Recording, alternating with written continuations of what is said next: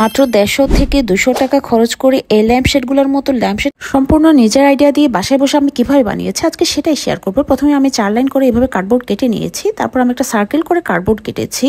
এরপর আমি এই কার্ডবোর্ডটাকে এভাবে ভেঙে ভেঙে নিব ফার্স্ট টু লাস্ট, যাতে রাউন্ড করা যায়। দেন আমি একটার সাথে একটা এইভাবে জয়েন করে দিয়েছি যাতে লাল রংটা দেখা না যায়।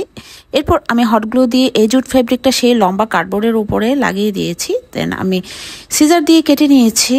এরপর আমি সেই সার্কেল করে কাটা কার্ডবোর্ডটাতে সেই লম্বা কার্ডবোর্ডটা এভাবে লাগিয়ে দিব, যেটাতে আমি জুট ফেব্রিক লাগিয়ে দিয়েছিলাম। এরপর আমি ব্যাক সাইডও হট গ্লু দিয়ে জুট ফেব্রিকটা লাগিয়ে নিব এবং লাগানোর পরে এবার আমি সিজার দিয়ে কাট আউট করে নিব। লাগানোর পরে দেন কাটলে এটা ইজি হয়ে যায়, মানে কাটতে সুবিধা হয়। এবার আমি নিয়েছি 5 প্যাকেট লম্বা সাইজের স্টিকগুলো।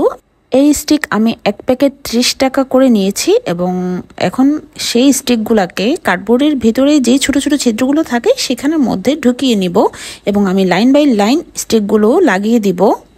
খুব কেয়ারফুলি এই স্টিকগুলো অ্যাড করতে হবে যাতে লাইনটা সুন্দরভাবে হয়।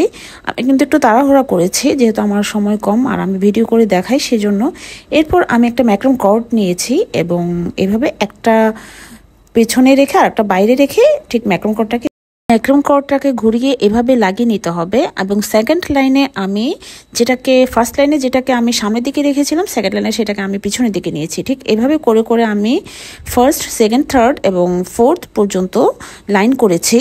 এখন আমি একটা সার্কেল করে কেটে নেওয়া জুট ফ্যাব্রিক ভিতরের দিকে অ্যাড করে দিব, যেটা আমার আগেই করা উচিত ছিল। এরপর আমি একটা ছোট আর একটু বড় সাইজের 2টা কার্ডবোর্ড নিয়েছিলাম এবং সেটাকে আবারও ভেঙে ভেঙে নিব যাতে রাউন্ড করা যায়। এরপর আমি হট গ্লু দিয়ে লাগিয়ে দিব এবং ছোট সাইজেরটাকে ভিতরের দিকে আমি অ্যাড করে দিব এবং ভিতরের দিকে অ্যাড করার পরে আমি প্রত্যেকটা স্টিক একটা একটা করে হট গ্লু দিয়ে লাগিয়ে দিব। যতটুকু পেরেছি লাগিয়েছি, সবগুলো লাগাতে পারিনি।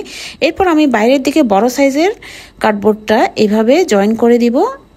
দেখতেই পাচ্ছেন আমি কিভাবে জয়েন করেছি, ছোটটা ভিতরের দিকে বড়টা বাইরের দিকে। দেন আমি জয়েন করার পরে এবার আমি আবারও জুট ফেব্রিক অ্যাড করে দিব।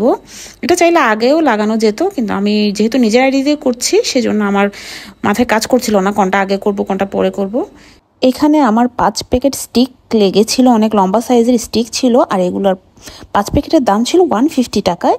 এরপর আমি আবার একটা ঢাকনা করে নেব, যদিও এই ঢাকনাটা দরকার ছিল না কারণ ঢাকনা ছাড়াই ল্যাম্পশেডটা অনেক ভালো লাগছিল। এখন আমি আউটলাইন করে দিব ম্যাক্রম কর্ড দিয়ে যাতে ফিনিশিংটা ভালো হয়, আর চারপাশে আমি করে নিব।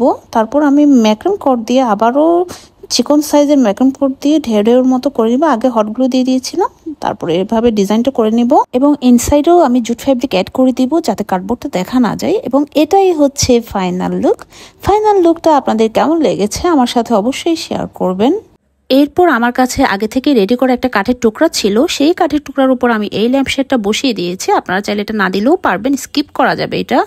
তারপর আমি একটা আর্টিফিশিয়াল ক্যান্ডেল এখানে বসিয়ে দিব। আপনারা চাইলে আরও পাওয়ারওয়ালা লাইট এখানে সেট করতে পারবেন, সেক্ষেত্রে ভালো একটা লাইটিং হবে। আমার কাছে এই ক্যান্ডেলটাই ছিল তাই আমি এটাই ইউজ করেছি। তো সবাই ভালো থাকবেন, সুস্থ থাকবেন, তানজানাস ক্রিয়েশনসের সাথেই থাকবেন। আজকের মতো আল্লাহ হাফেজ।